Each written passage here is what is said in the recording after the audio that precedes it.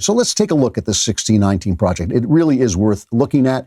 The idea of this, it started out by claiming that the purpose of the American Revolution was to protect the institution of slavery from those wonderful British who had decided slavery was bad. And this is just not true.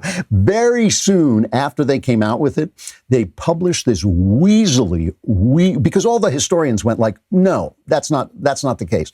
They published this Weasley correction, very small print, and you had to hit a link to get to it. But it said, today we are making a clarification to a passage in an essay from the 1619 Project that has sparked a great deal of online debate. The passage in question states that one primary reason the colonists fought the American Revolution was to protect the institution of slavery. This assertion has elicited criticism from some historians and support from others. I'm not aware of any real historian, an expert in this period, who gave them support. But I suppose there are historians who'll say anything, so I guess they got some.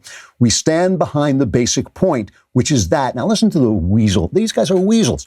Which is that among the various motivations that drove the Patriots toward independence was a concern that the British would seek, or were already seeking, to disrupt in various ways the entrenched systems of American slavery. It's just...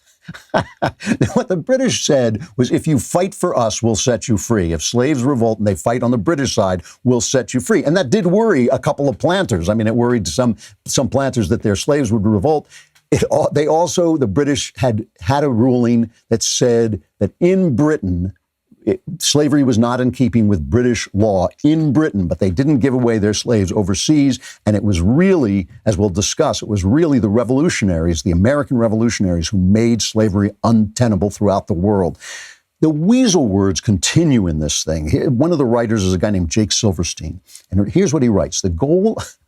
I mean, it really is amazing when you actually look at it. And the fact that they're taking this on in high schools and teaching it is indicative of the fact that the white elites who teach in schools, the educated white people who teach in schools, it's good for them. It makes them feel good. And it's good for the black people who are moving in these same elite circles, because they can use it on the white people, but it's not good for ordinary people. Jake Silverstein writes, the goal of the 1619 Project is to reframe American history by considering what it would mean to regard 1619 as our nation's birth year. Let me reread that, because I just want you to hear the weaselness of Jake Silverstein's prose.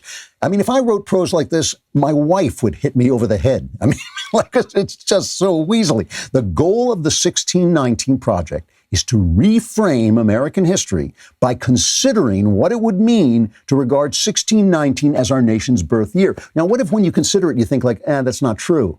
Then do you not reframe American history? And how does it reframe American history to considering, how about if I reframe American history by considering whether aliens came and actually were the founding fathers? I mean, I could, what does it even mean? It is actually means nothing. It says doing so requires us to place the consequences of slavery and the contributions of Black America at the very center of the story we tell ourselves about who we are as a country. And this is the other premise of this, that somehow we just don't talk enough about race. Remember Eric Holder saying this? We just don't have the conversation about race.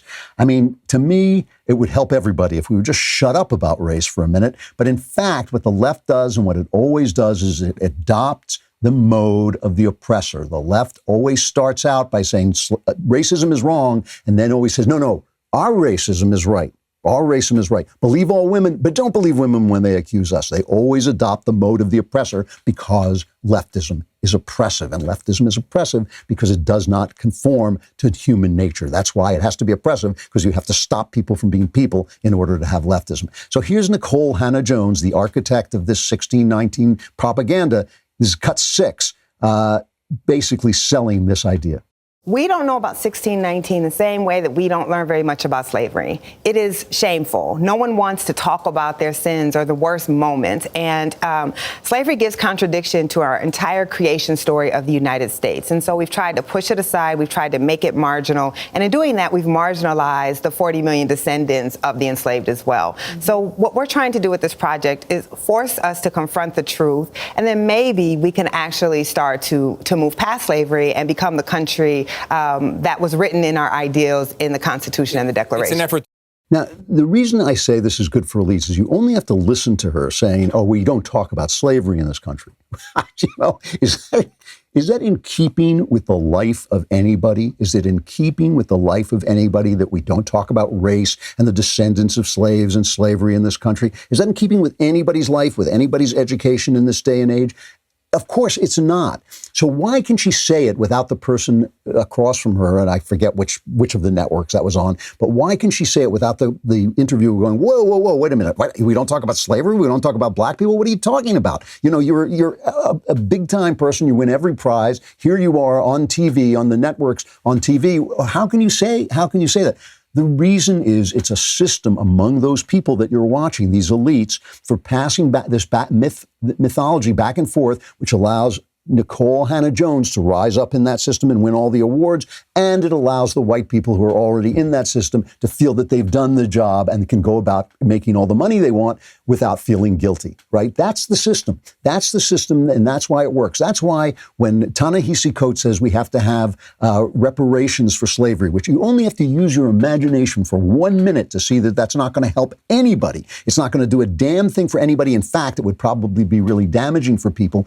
The minute he says that, he wins every prize. So the Genius Award, this award, that award, because it is one form of elites giving prizes to another form of elites for keeping this system in place that keeps them both above the rest of us. And the thing about it is I have no problem with there being elites. I have problems with them lying in such a way that it hurts people. It hurts black people who are not doing as well in this country because they are treated essentially in a racist way by the left. I mean, this is the thing. If you stop treating people, the only way to get rid of racism is to stop. It's to stop. I mean, even as we see in this moment, more than 70% of black children are born to unwed mothers. 16% of black households are married couples with children, the lowest of any racial group in the United States. This Chinese flu is killing black people. And when the Surgeon General came out and said, we know there are a lot of reasons for this. And he went through every possible reason why it's killing black people. He said, one of them is, black people drink and smoke more. So you might want to stop doing that and also stop going to parties without masks and things like that. He was absolutely lambasted. One of the people who lambasted him was Nicole Hannah-Jones.